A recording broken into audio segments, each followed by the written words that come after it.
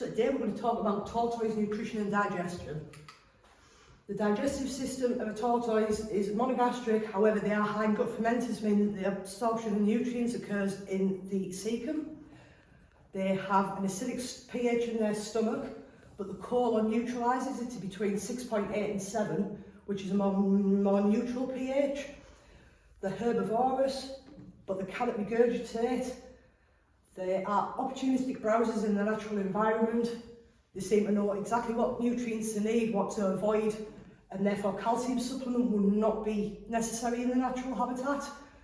They do not perform cecotrophy, and they are ectothermic, meaning they have to take the heat sources from the sun. So the gastrointestinal tract of a tortoise begins like all other animals. It starts at the mouth. However, they don't have teeth. They rely instead on their beak, which is keratinized and sharp. The saliva in the mouth begins to break down the food. The forelimbs are integral in their eating habits due to the fact that they hold the food down with them to better tear and grasp with their mouth. The food moves from the buccal cavity down the esophagus. It moves by peristaltic contractions of the smooth muscle, and this joins the stomach down the left-hand side of the body. So once the food reaches the stomach, it stimulates the walls to produce gastrin, which incites the release of the gastric juices, which is further breaking down the bolus of food. They have no fermentation chamber as seen in ruminants, and their intestines can be 7 times longer than the outside body to allow for the nutrients to be absorbed for longer.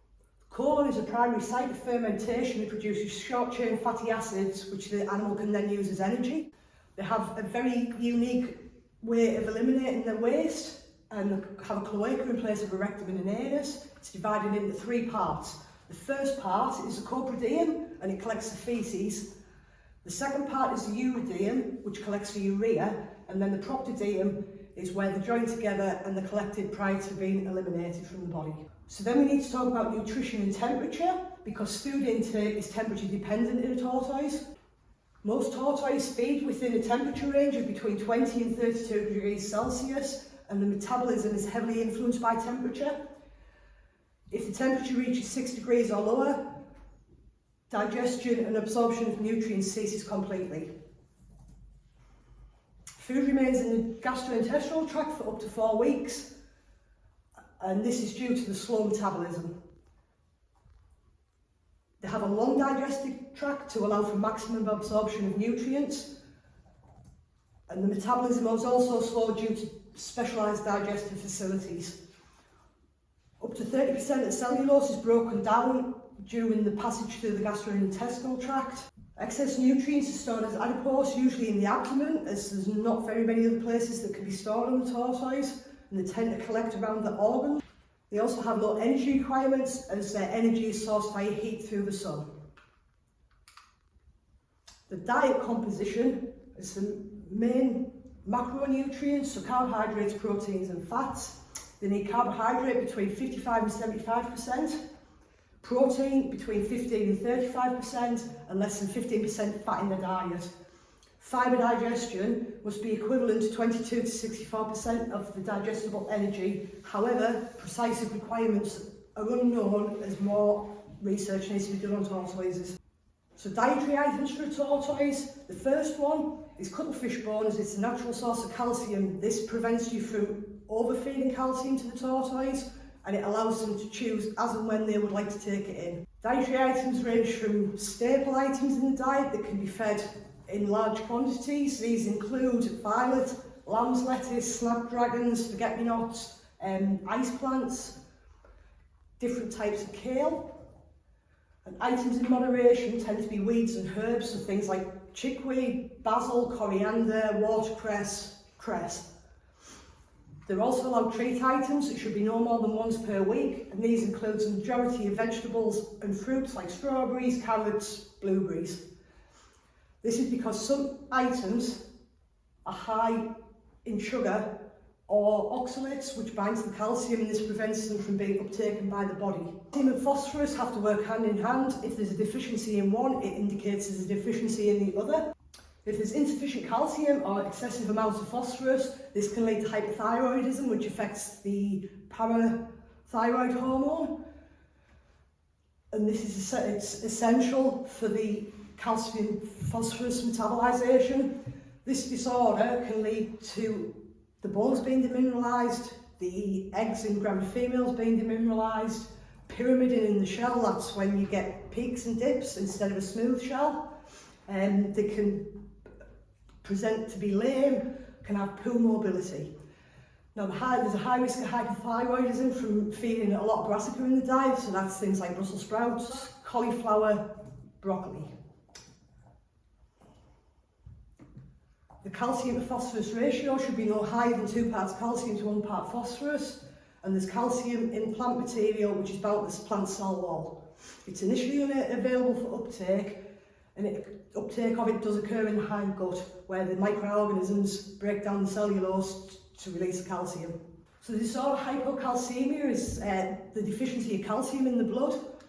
It causes metabolic bone disease, which is a spectrum of different disorders, which includes the pyramid in the brittle bones, and it also can cause soft shell syndrome, where the shell isn't hard enough and could be too easily palpitated. As well as this, it can lead to seizures, and excess calcium is stored in the bones, and this can, when levels drop too low, it's released from the bones and causes the bones to become brittle. It also causes muscle weakness, affects the shell as well as the bone formation. This can be seen in the image here. This is a severe case of pyramiding. So calcium is essential for muscle movement, for growth, and in pregnancy to calcify the eggs. On the other side of that, we've got hypercalcemia, which is too much calcium in the bloodstream. The excess is excreted in the urine, which can put unnecessary strain on the kidney nephrons and cause urinary tract issues. If there are high levels of calcium in the small intestines, this can cause urethrolysis, which is commonly known as bladder stones. It can also cause a cycle of polyuria and polydipsia, where it's many drinks, but many urinations as well. Again, putting stress onto the nephrons in the kidneys. And too much calcium can interfere with the uptake of other minerals such as copper, iron and zinc. This is due to the fact that they compete for receptor cells within the gastrointestinal tract, and they bind to other minerals and make them unavailable to the animal. So in tortoises, vitamin D3 and UV light have to work hand in hand. The UVB light is essential for the production of the vitamin D3 in the skin, and the vitamin D3 is essential for the metabolization and transport of calcium. Vitamin D3 has also been found to be involved in the immune system. Magnesium also plays a vital role in vitamin D3 synthesis, and in 2008 it was found that vitamin D3 in European tortoises is higher in males than it is in females, but there's no seasonal influence on that. So next we're going to talk about goat nutrition. Goats have a ruminant digestive system, meaning they have 4 chambers in the stomach. They're herbivorous and they browse, they eat everything and anything. The difference between a browser and a grazer is goats eat with the neck stretched up, whereas grazers eat with the head stretched down. They will literally eat anything. They'll eat the clothes off the washing line if you let them. They can regurgitate, meaning they can bring the food back up to rechew. They are endothermic, so create their own heat. Instead of upper teeth, they have a dental pad, and they use the bottom teeth, which are flat on the crowns, to grind the food against the dental pad. Digestion takes between 4 to 7 days, and they can synthesize their own protein from the cellulose in plant matter. And they all start with the monogastric system. This is due to the esophageal groove, which allows the milk from the mother to pass straight through the digestive tract to the abomasum. So the main thing about ruminants is they rely on the microorganisms within the rumen reticulum to break down the plant matter. The microorganisms are mainly bacteria, but there are other protozoa in there. There is fungi, there's viruses. These bacteria produce volatile fatty acids as waste. The animal can then use these for energy. So dead bacteria equals bacterial protein, and therefore that's a protein source for the animal. They can be fed low quality forage with no harm done to them, because they can still use it and absorb the protein from that. So the beginning of the gastrointestinal tract starts the same as other animals. You've got your mouth and your esophagus. Where it changes is when you get to the stomach. The first part is the rumen, which is a fermentation vessel, and it holds the microorganisms at a consistent environment, and food can remain there for up to 8 hours. The reticulum is where the bolus is formed and the food's regurgitated from here. The next chamber is the abomasum, and this is where water-soluble vitamins are absorbed via osmosis, which is the movement of water particles from an area of high concentration to that of a low one. The final part of the stomach is considered the true stomach, and it's the abomasum, and this is where pepsin and hydrochloric acid are produced and secreted from the wall of the stomach. For protein digestion, this is where they break down the fibres in the cellulose to create protein. So the process of the food being broken down begins in the buccal cavity or the mouth. Like I said earlier, they have a dental pad, they've got the lower teeth are shovel-like, they have flat crowns and the molars and the premolars, and this is to allow for the food to be ground down, mixed with saliva and swallowed. It's both chemical and mechanical digestion, but mainly mechanical digestion due to the mastication. There is salivary amylase and salivary lipase both present. These break down starch and fats, respectively. So the saliva buffers the pH levels in the rumen and the reticulum, and it contains sodium, potassium, phosphate and bicarbonate. This allows the bolus of food to be formed and makes it easier for swallowing. So regurgitation happens in 4 stages, and these are regurgitation, whereby the food's brought back up through the esophagus into the mouth. It's then remasticated, which means it gets rechewed. Insalvation, where more saliva is added to the food, and then deglutition, which is the act of re-swallowing. And this allows for further physical breakdown of the food. The first compartment of the stomach is known as the rumen. It's non-secretory, and this is where the food's mixed by mechanical digestion. So the inside of the rumen looks a bit like a carpet, and what you can see here is villi, which are like tiny little projections to give a larger surface area, and this is where the microorganisms live. It has a large surface area to allow for better absorption of nutrients and better mixing. It's a fermentation vat, and between 50 and 65% of starch and soluble sugar are digested here. The microorganisms digest cellulose, complex starches, and they also synthesize protein, B vitamins and vitamin K. It's an anaerobic environment, meaning there's no oxygen present, and it has a pH of between 6.5 and 6.8. Also, the rumen is where the conversion of cellulose into protein occurs. The second chamber of the ruminant stomach is known as the reticulum, and it has a main function of collecting small digestive particles. Then it moves these to the abomasum, and the larger particles remain within the reticulum for further digestion. So the reticular rumen rely purely and simply on the microorganisms to ferment and break down plant cells into carbohydrates, and they produce volatile fatty acids, for example acetate, which is used for fat synthesis.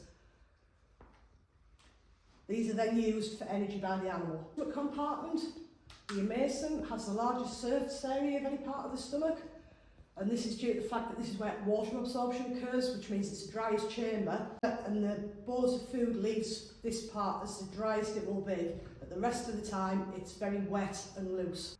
The final part of the stomach is the abomasum, which is known as the true stomach. It produces hydrochloric acid and digestive enzymes, for example pepsin, which breaks down proteins. Protein absorption also happens in this part of the stomach, and it receives pancreatic enzymes from the pancreas, such as pancreatic lipase, for the breakdown of lipids. It also prepares the proteins for absorption in both the small and the large intestines, and it has a pH which is between 3.5 and 4%. It also secretes mucus from the walls, which protects the abomasal wall from the pepsin and the hydrochloric acid. So we then move on to small intestines, like in most other animals, and the digester enters and is mixed with the pancreatic and liver secretions, and these help to raise the pH levels to a more neutral level of between 7 and 8. This is needed for enzymatic reactions within the gut. So bile is secreted from the gallbladder and it enters the duodenum, which is the first part of the small intestines. The small intestines also contain villi, which are figure-like projections, and this increases the surface area for nutrient absorption. The last part of the small intestines is the ileum and the jejunum, and then we move on to the large intestines. The remainder of water, vitamins and minerals are absorbed from the large intestines, and the bolus is now called chyme. The chyme contains water, bile, mucus, bacteria, undigested food and pathogens.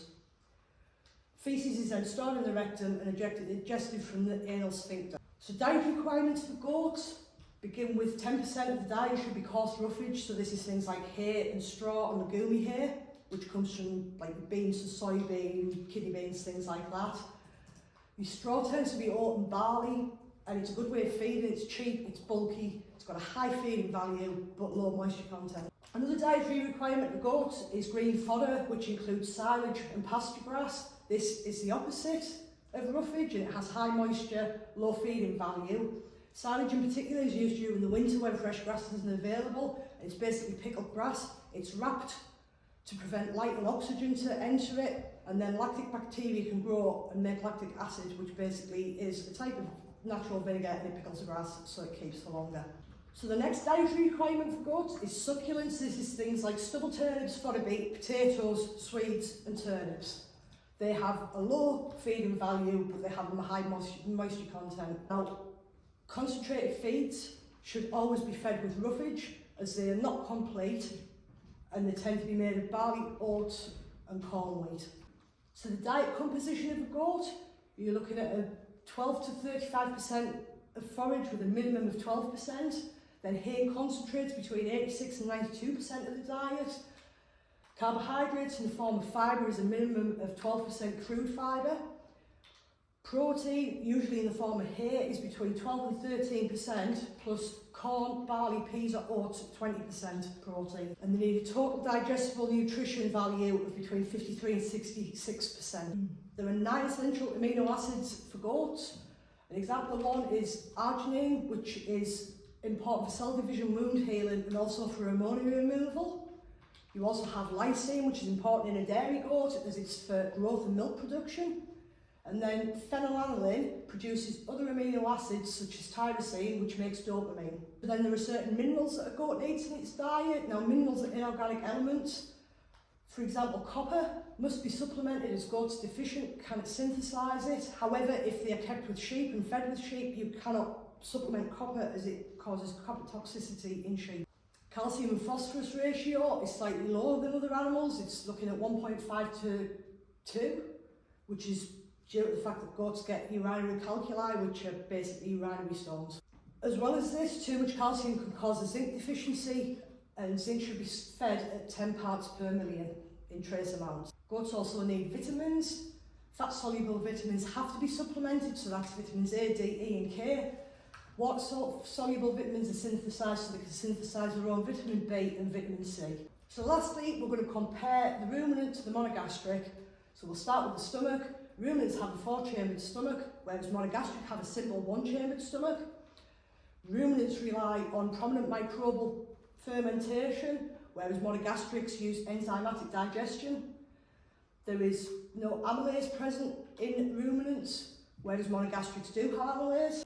Ruminants can synthesize protein, whereas monogastrics have all food habits, so they can be carnivorous, they can be omnivorous, and they can be herbivorous. However, all herbivorous monogastrics are hindgut fermenters. So the digestion duration in a ruminant is between 4 and 7 days, whereas the duration of digestion in a monogastric animal is between 12 and 24 hours.